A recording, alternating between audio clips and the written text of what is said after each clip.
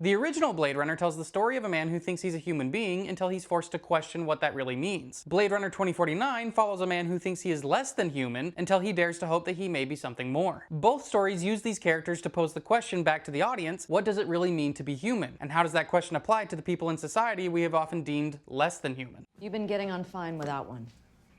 What's that, madam? A soul. We're talking all about it this week in Kaden's Movie Club. Spoilers ahead, so if you haven't seen it, beat it. The original Blade Runner was a loose adaptation of the book Do Androids Dream of Electric Sheep by Philip K. Dick. Today, we generally think of an android as a robot made to look like a human, but the androids in the book are made entirely of organic material. In the movie, they were given a new name, Replicant. So why does this matter? Because Philip K. Dick had a really interesting personal definition for android that gives us a clue as to what his story was really about. He said an android was a thing somehow generated to deceive us in a cruel way, to cause us to think it to be one of ourselves. To ask whether or not an android or a replicant is a human is really just asking, what is it to be human? Is it simply our biological makeup, our DNA? Is it having a soul? Is it our ability to think and reason or to feel emotions? Philip K. Dick explained that his version of an android was a metaphor for people who are physiologically human, but psychologically behaving in a non-human way. So his story wasn't just about philosophical questions we may not be able to answer. He was also trying to draw attention to a relevant question we could ask now. What does it look like to give up your humanity? In Blade Runner, Deckard is sent to hunt down and retire several replicants that are said to have gone rogue. But after watching several of them die, he questions the morality of his actions. Maybe they're not so different from him. This idea threatens his entire worldview, and things only get worse when he falls in love with Rachel, who is a replicant that didn't even know it. And in the movie's most iconic scene, Deckard witnesses a moment of true humanity from Roy, a replicant he's been hunting the entire movie. All those moments will be lost in time, like tears in rain. The movie has famously been ambiguous about whether or not Deckard himself is a replicant, but that ambiguity is the whole point. If Deckard, along with the other replicants, has been experiencing humanity this entire time by feeling fear, compassion, and even love, then what's really the difference? When we come to a sequel that was made 35 years later, how are those themes recontextualized? Our main character this time around is Kay, who knows he is a replicant from the very start. Just like Deckard, Kay is a Blade Runner sent out to hunt down replicants who are hiding as human beings. But everything changes for Kay when he finds evidence that years ago, a replicant may have secretly given birth to a child. If this were to become public knowledge, it would have massive ramifications. Replicants are created as a disposable workforce. The public has been convinced that this is okay because they've been told replicants are less than human. We see one example of this when people constantly use slurs to refer to Kay. But Kay's superiors, like Lieutenant Joshi, believe that if people find out replicants are capable of giving birth, it would upset the established order. The world is built on a wall that separates kind. Tell either side there's no wall, you bought a war. Or a slaughter. Others view the possibility of this child very differently. Sapper Morton, the replicant that Kay had to assassinate to discover the evidence, calls it a miracle. Neander Wallace, the CEO of the corporation that's making replicants, also views it as a miracle, but instead of feeling hope, he's enraged that he doesn't have control over this miracle. Wallace is constantly quoting biblical verses and calling replicants angels, and since he's their creator, we know he views himself as God, which means he's an egotistical maniac. And when he finds out replicants may be able to reproduce, he desperately wants control over it. So he sends his own loyal replicant assistant, Love, to find the missing child for him. Kay is sent on the same mission by Lieutenant Joshi. So we have both a massive corporation and official institutions seeking to exploit or eradicate the fact that their disposable workforce is actually no different than the people they're being forced to serve. Love and Kay are both replicants, so how do they each go about their mission to find the missing child? At every turn, Love is cruel. She has absolutely no empathy. She only wants power and control, just like Wallace. Fire again.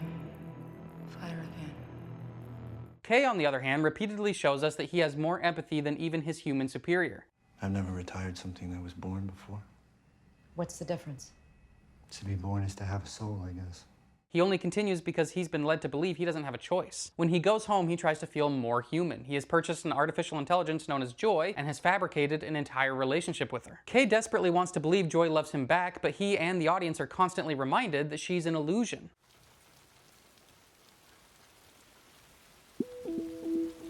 As Kay continues investigating the case, he discovers the shocking possibility that he may actually be the missing child he's looking for. In the same way that Deckard was faced with evidence that he may be a replicant, Kay is faced with evidence that he may not be. If he was born instead of bioengineered, maybe he's something more. Once Kay believes he is a real person, his fantasy with Joy is broken. I always told you, you're special.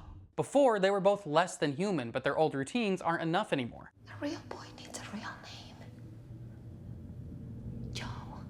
And then she takes it a step further by hiring another woman to stand in for her physically.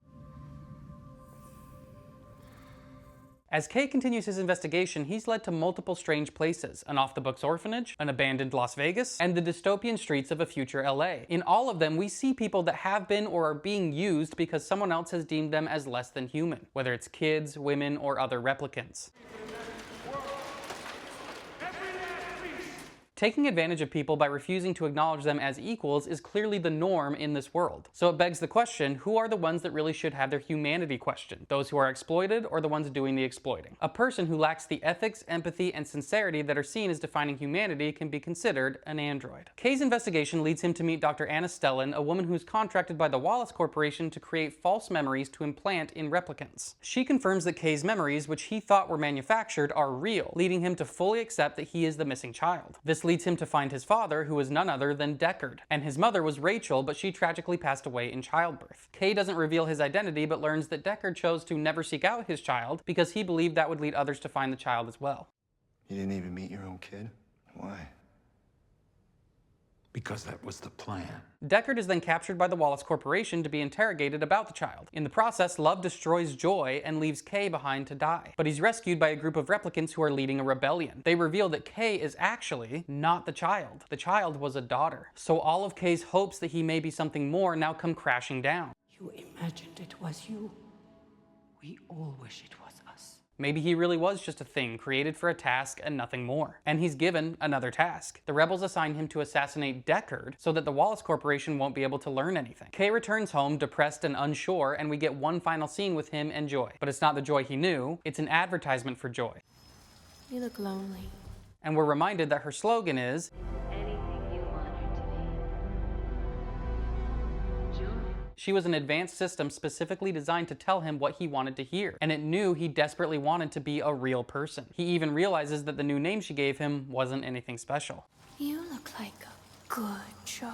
So Kay is stuck in a world of unknown. What is real? Was Joy real? Was his love for her real? Is he real? In this moment, Kay makes a decision. He pursues Deckard and Love, and until the last moment, we don't know what his intentions are. Love mortally wounds him, but he continues fighting until he defeats her and saves Deckard. He disobeys orders from both the humans and the replicants trying to use him as a tool. He chooses to be guided by his own conscience. He does what he feels is right. Kay takes Deckard back to Dr. Stellan, who Kay has realized uses her own memories to create the implanted memories and is therefore the real missing child. Kay makes the choice to sacrifice himself out of compassion and empathy for a long-lost father and daughter.